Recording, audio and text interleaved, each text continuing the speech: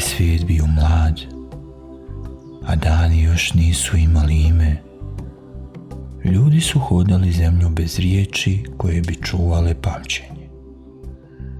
Bilo je smijeha, bilo je straha, ali nije bilo priča, jer sve priče svijeta pripadale su samo jednom biću, nebeskom Bogu, Njameu. Čuvao ih je visoko, u tišini neba iznad oblaka, u zlatnoj posudi koju nijedan smrtnik nije mogao vidjeti. A ljudi su živjeli, ali nisu razumjeli život. Tada se pojavio Anansi, mali pauk sa smijelim srcem i umom oštrim kao rub mjeseca. Bio je sitan, ali njegova lukavost mogla je savladati ono što snaga nije mogla ni dotaći.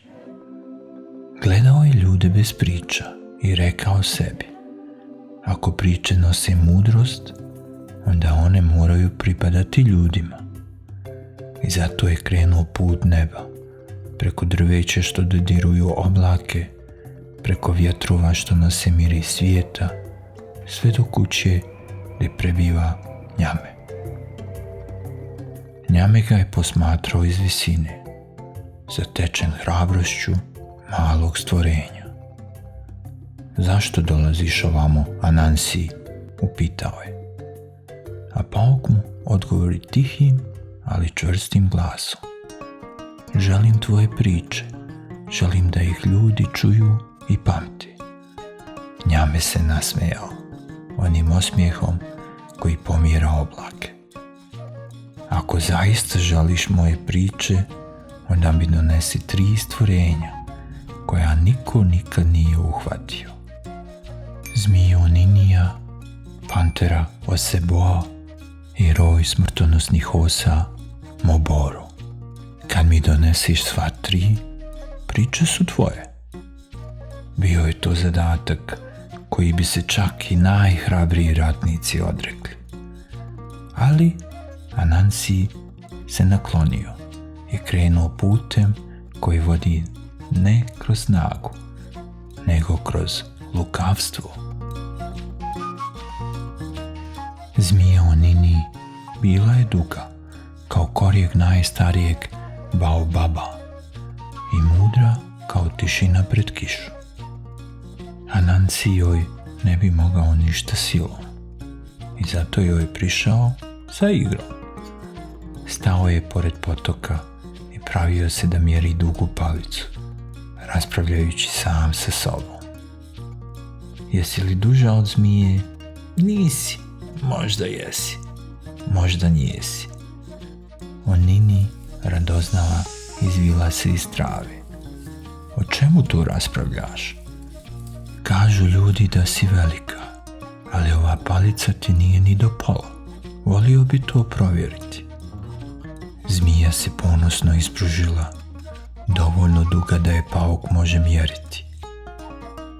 I baš tada, u djeliću trenutka, Anansi ju je privezao jakim konopcem od lišća. Prva zvijer uhvaćena. Panter Osebo kretao se tiho, kao sama noć. Anansi je znao da se s njim ne može boriti. Zato je iskopao duboku jamu i prikrio je lišćem. Kad je panter kročio gdje nije trebalo, zemlja se otvorila ispod njega.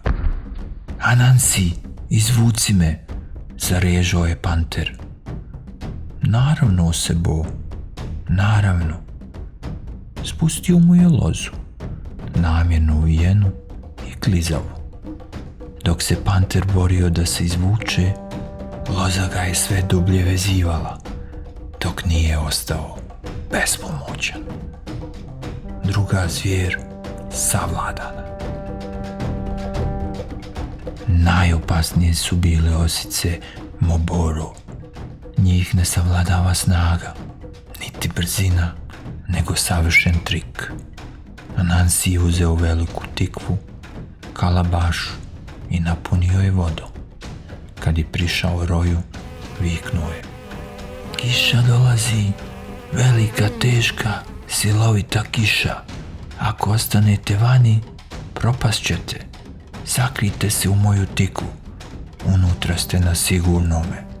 Uplašene osice poletele su pravo unutra. Anansi zatvori otvor velikim listom. Treća zvijer ulovljena. Kad se vratio Njemeo sa 3 nemoguća plijena, Bog je zanemio. Anansi, tvoja lukavost nadmašila je i ljude, i duhove, i bogove. Ispusti pred njega zlatnu kutiju priča. Od danas priče pripadaju tebi. Nosi ih ljudima, neka im čuvaju pamćenje, nježnost i mudrost. I od tada svaka priča ispričana uz vatru, svaka bajka, svaka mudrost i svaki smijeh nosi trag malog pauka koji se nije bojao neba. A narod Ašanti kaže: Anansem, Anansijeve priče. One su sada i naše.